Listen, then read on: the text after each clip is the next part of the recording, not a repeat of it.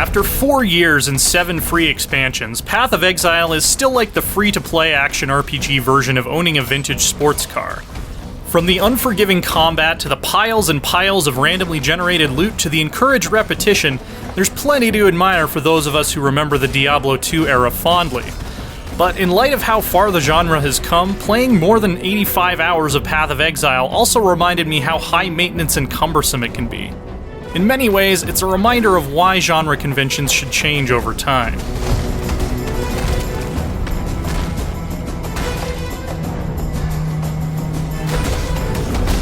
Path of Exile's biggest strength and its biggest weakness is its sprawling, intricate, oftentimes unwieldy skill system. By allocating points into a web with hundreds and hundreds of passive bonuses, you can achieve very fine control over a character's damage capabilities and survival potential.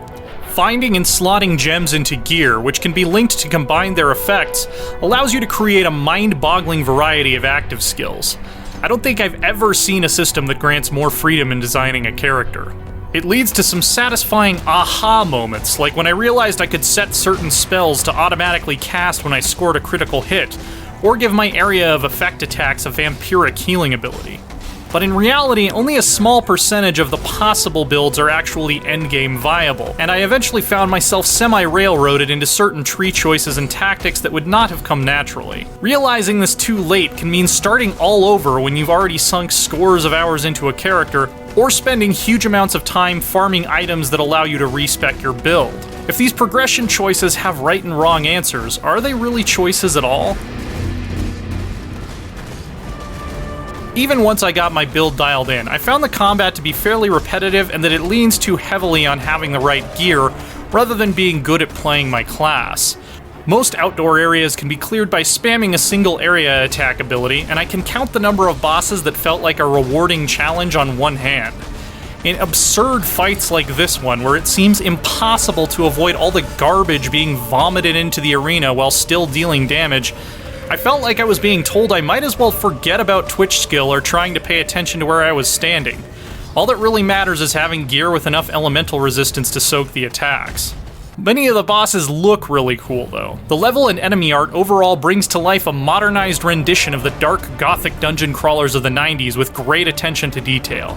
A good variety of tile sets keeps things interesting, though some of the areas felt a bit flat, more like a beautifully hand-painted laser tag arena than a real place. Path of Exile doesn't skimp on the story, which helped maintain my interest across the more than 75 hours it took me to complete its 10-act campaign. What initially comes across as a Diablo-ish medieval Christianity-inspired good versus evil morality play ended up throwing some welcome surprises into the mix. The New Zealand-based developers incorporate some exciting and effective elements of Polynesian mythology from their own corner of the world, adding texture and nuance to a tale of light and darkness having to work together against a greater and older threat. Every area is brimming with written lore snippets and NPC conversations that dig deep into the history and cultures of the world, though standing around in town listening to a lecture only served to remind me how dated some aspects of Path of Exile feel.